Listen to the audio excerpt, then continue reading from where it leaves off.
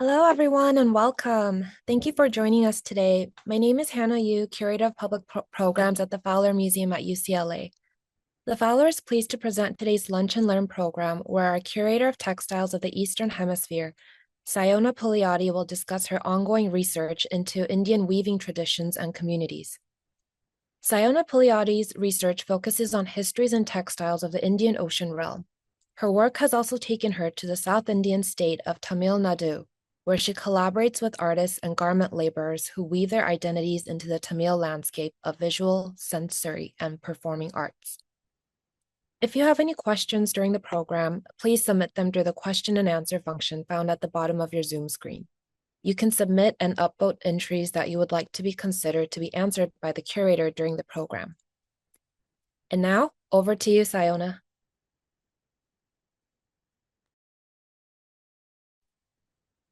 Hello, everyone. Thank you, Hannah, for the introduction, and thank you all for being here today.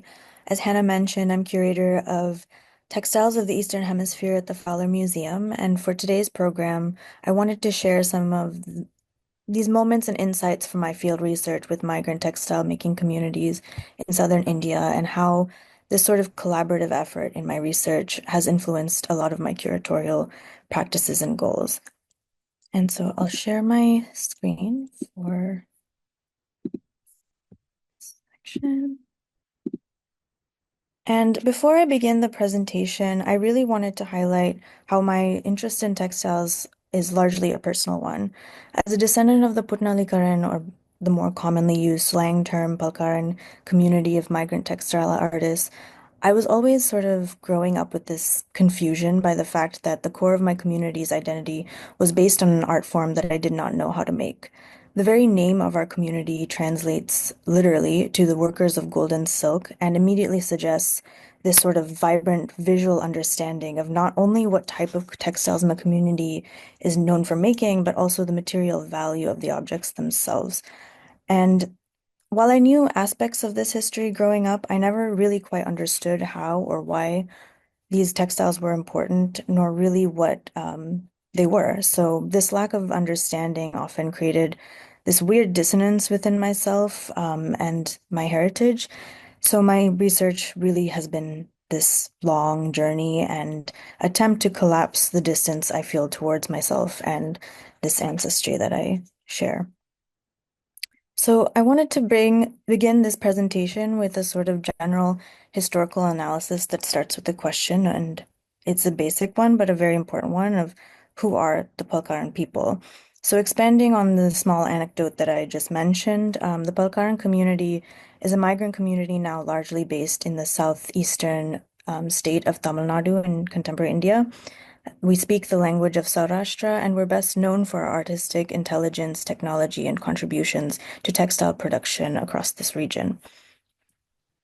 And so while the exact dates of the Palkaran community's migration, which is a fundamental aspect of our identity, is quite unclear. I've been studying epigraphic data, linguistic developments, historical trends, as well as Palkaran ceremonial and oral traditions that suggest that this movement of textile makers from that sort of northwestern coast that's highlighted on the screen of South Asia to the southeast coast of where we are right now was not caused by any singular or isolated event, but was a gradual migration that happened over the span of 200 or so years. And the region of the Northwest that's highlighted above, that's located as our original um, place, was also really popular and well known across the pre-modern world for the production of textiles. In fact, the earliest extant textiles that we have from South Asia are were found in excavation sites across the Mediterranean, dated around 700 to 1,000 years old, and are all from this region of Northwest India, which suggests from a very early time period that these were the South Asian textiles were really well coveted and desired across the world. So there's this really interesting story of mobility and migrants that happen across the pre-modern world that I'm really quite interested in. And so one of the other aspects of this migration that's most vividly documented is that happens under the reign of Tirumalai Nayak, who is a king of the south, the southeast coast under the Nayaki dynasties. A sculpture of him can be seen on the right. And he was an important king and was really interested in developing a sort of cosmopolitan vision of his empire. So he brought the Palkaran community, amongst many other artisan communities, to the south in order to really establish his version of power that was really rooted in this idea of hybridity amongst the arts. And something that I've really enjoyed in my research, traveling across Tamil Nadu, is studying inscriptional data. That is, you can see some of them here.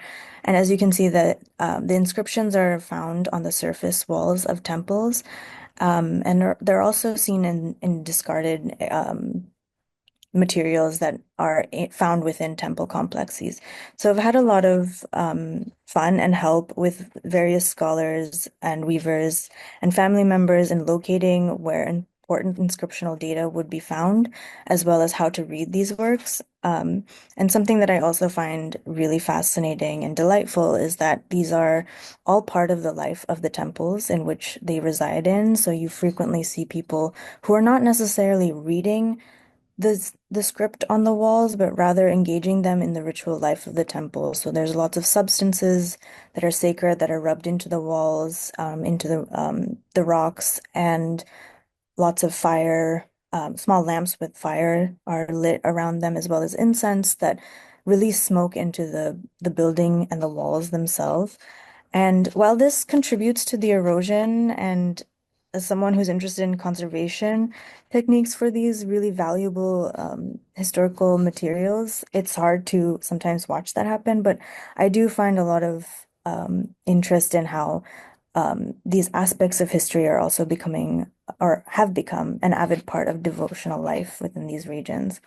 And what's often found on these walls and these inscriptions are tax records and often gifts that kings and other important religious figures asked visitors who came to these sites to bring. And these particular inscriptions were interesting to me because they directly reference the Palkaran community and the types of textiles that they were asked to bring to this temple.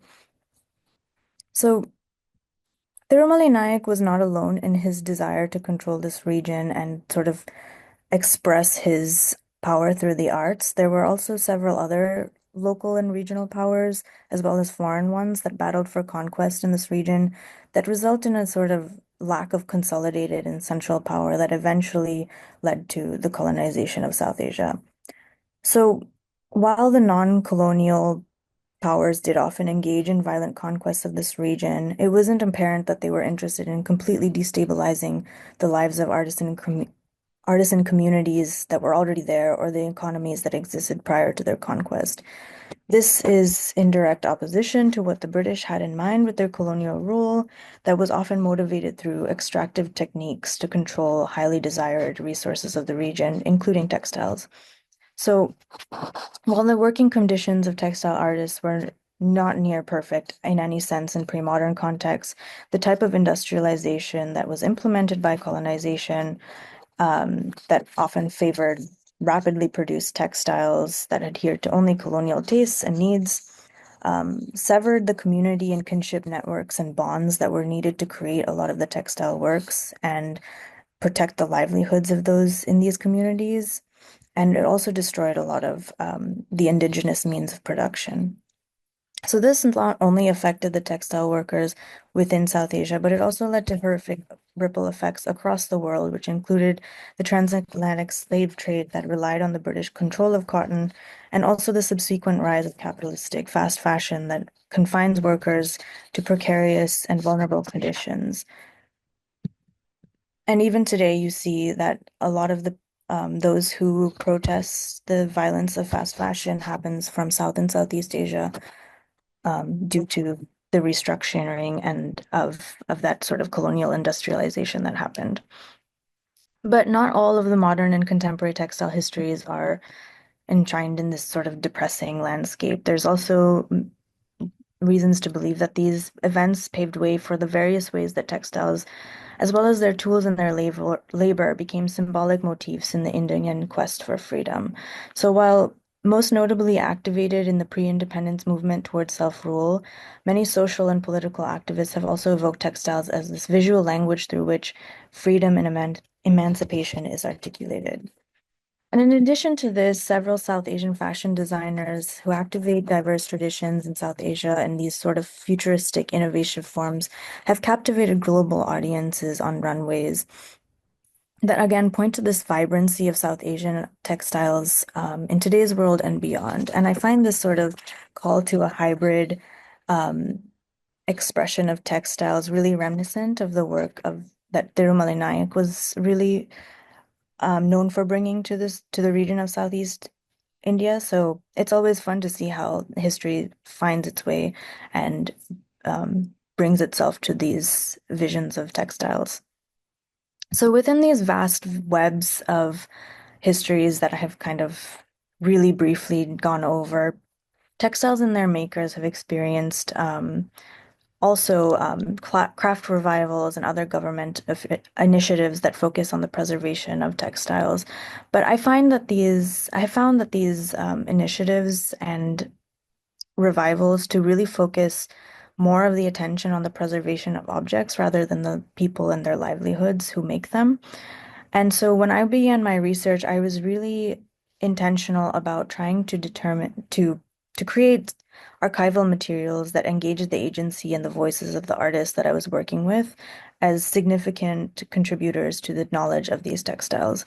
So before I even got to these objects, I located several different sites that I thought were important in terms of both density of Palkaran populations, but also historically renowned locations of textile production. So there were several textile centers that were known, Kanchipuram and Kumbakonam being the most obvious, if you're familiar with South Asian textiles.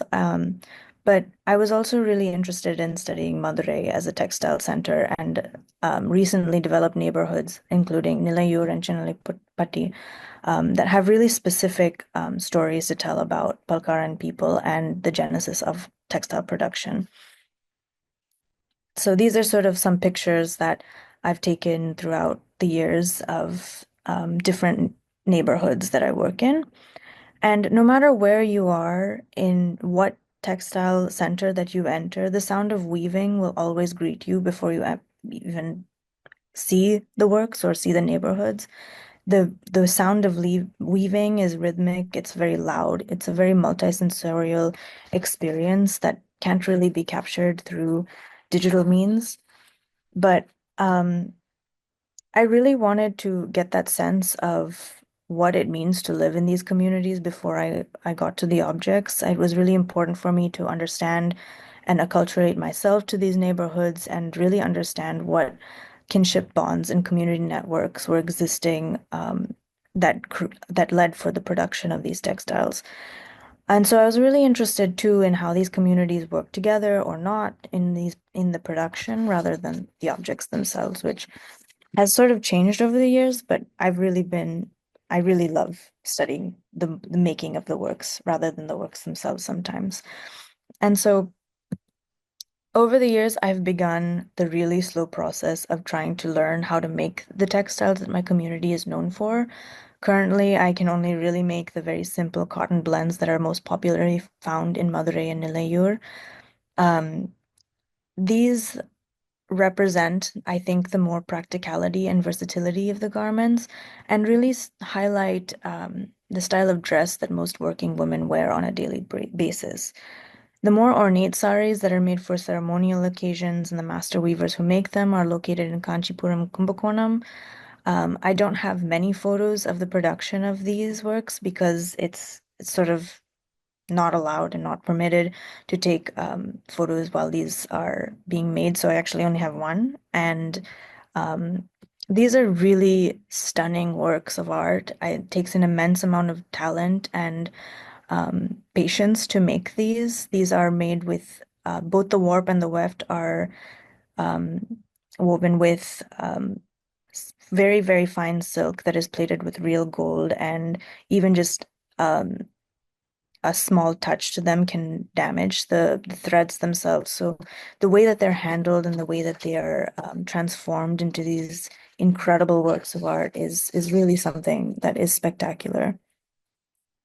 And I think for me, learning how to make these textiles, even though it's been a very slow progress, and I hope to spend my whole life doing this and learning from this. I think learning within these sort of community or cultural contexts have really had a huge impact on the way that I think about textiles. I think in this sort of decade of work across the region and in collaboration with textile makers, I really come to appreciate the labor that it takes to make our world that much more beautiful. And I hope that that sort of sensation comes through in exhibitions that I curate or any type of knowledge that I disseminate about textiles.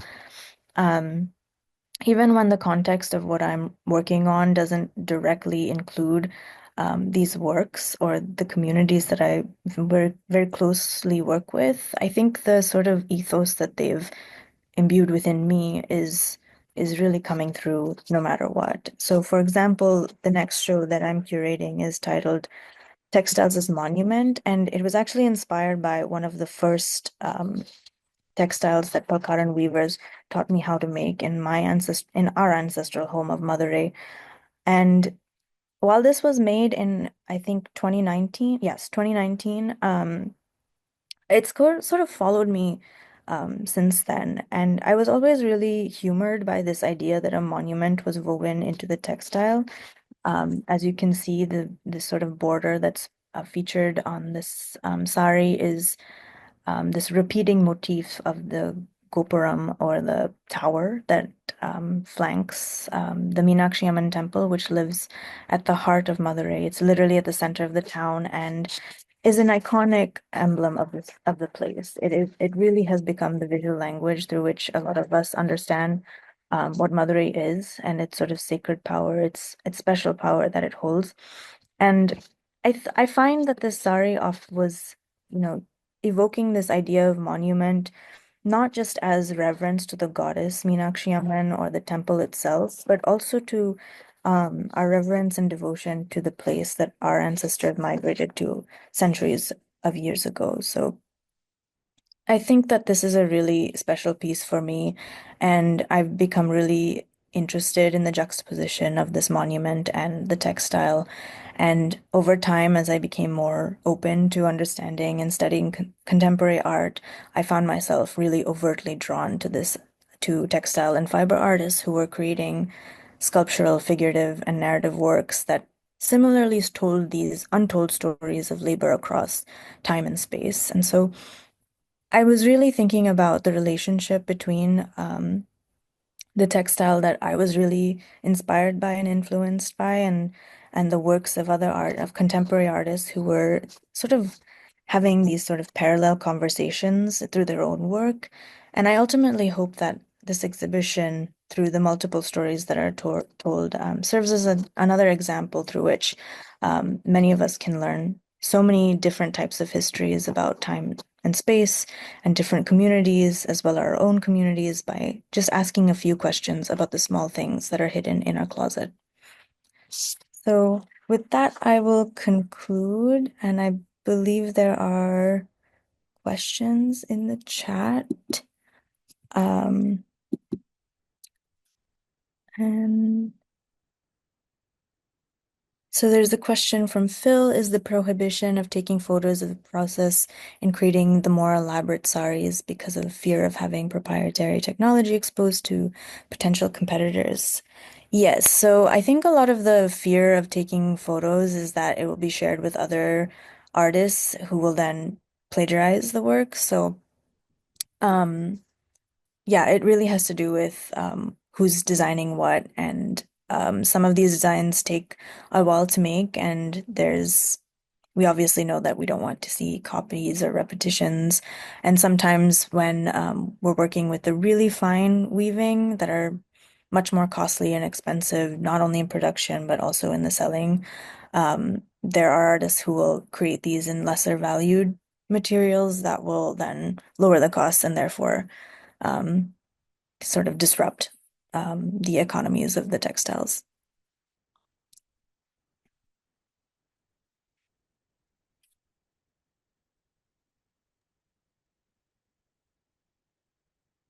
It looks like that was one question that we had. Folks might have more um, down the line. But Sayona, thank you so much for sharing your insight and expertise and for sharing a sneak peek of textiles as monuments opening at the Fowler next year.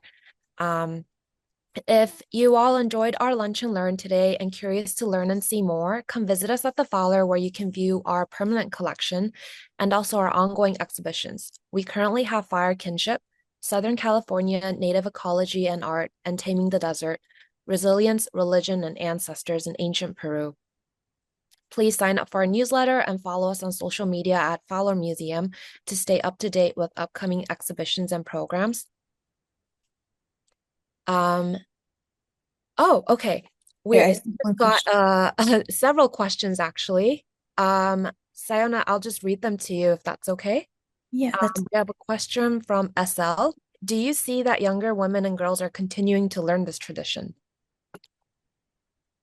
um so far it just a lot of the weavers are more elderly. There isn't a huge incentive to continue this tradition to younger generations, which is unfortunate, but it is the reality of this world. So, there are it is I mean, the work isn't as gendered as maybe the photos or contemporary discourses allude to. In the past and even in the recent times, there's an equal amount of men and women who are doing the weaving traditions. But as I think the incentive for women to stay home and work at home continues, there is more. It is becoming a more gendered art in terms of who is making these works. But the work itself is not relegated to women or men, if that answers the question. Yeah, I think that's great. We have another question from Marina. What makes the learning process so complex? I think for me, the learning process has been complex because I didn't want to learn it in a very standardized or classroom setting. I wanted it to be part of a larger understanding of these communities and the neighborhoods that they live in. And so for me, it was not about just sitting at a loom or any other tool and actually just learning about the works, but actually engaging in the larger process of how people are coming into this art form through familial networks. For me, that felt the most authentic way to learn. It's not the only way that people learn, but I think for me, it's just the time that it takes to master something like this, even within those who are, going through generations and generations of learning on an everyday basis, they only become masters in late ages of their life. So for me, I wanted to respect how much time it takes and how much energy that it takes rather than just learning for the sake of learning. Um, and have this be part of more of a reconnection of the place and the people that I'm a descendant and a community member of, rather than just say I can make these works. So for me, that's why it's really complicated. But even in terms of more practical um, senses, it is a full body task. It takes a lot of um, energy and it takes a lot of precision and patience and muscle memory. It takes like a very long time to develop. So um, things just take time, and I think that's part of the beauty of this work too, is that nothing is made immediate. And yeah. Marina has a follow-up question. Are there other community members who live abroad who also go there to learn this art? As far as I know, I haven't encountered many or any actually who have. The Pakharan community is quite small and we kind of know all of each other.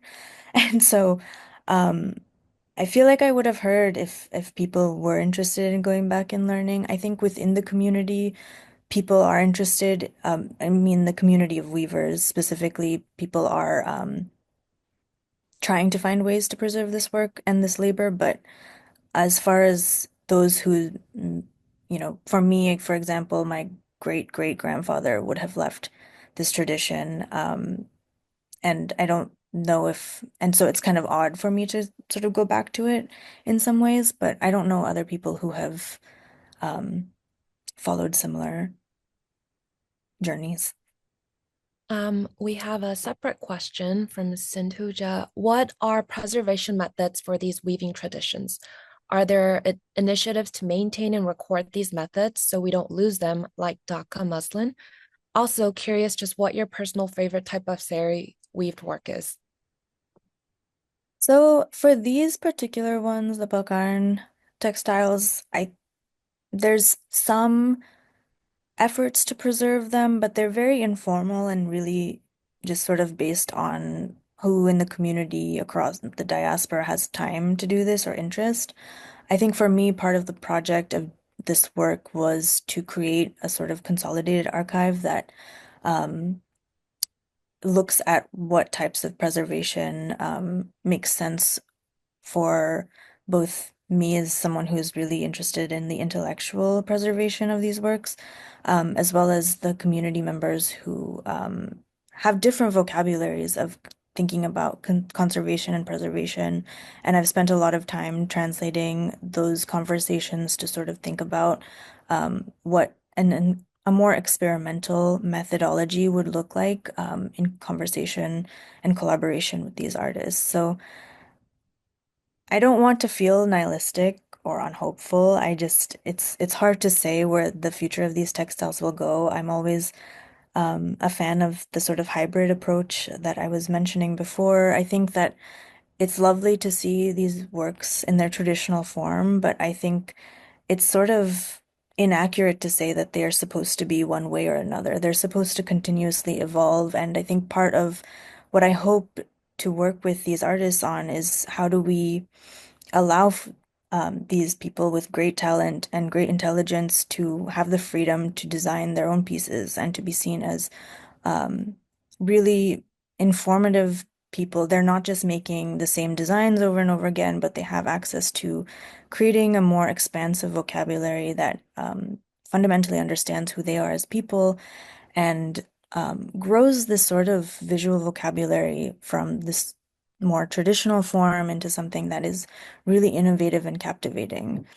And in terms of what my favorite type of sari or woven work is, I'm very biased. I love the typical Kanchipuram silk saris. They just always just look so regal, and there's nothing more exciting about being able to properly drape a Kanchipuram sari. And so those are the I will always fall back onto that one. Thank you, Sayona. And we'll finish with one last question from Ashley. I haven't seen textiles featuring architecture like this before. That's so neat. Is this unique to the region? Yes. So I think that a lot of the symbols that are woven into various saris are often more abstractions of different sacred sites. This is the most clearly obvious depiction of an architectural form, but you will see repeating patterns and motifs that are derived from either a god or goddesses, iconography or symbol that are created into easier to be woven um, motifs and symbols.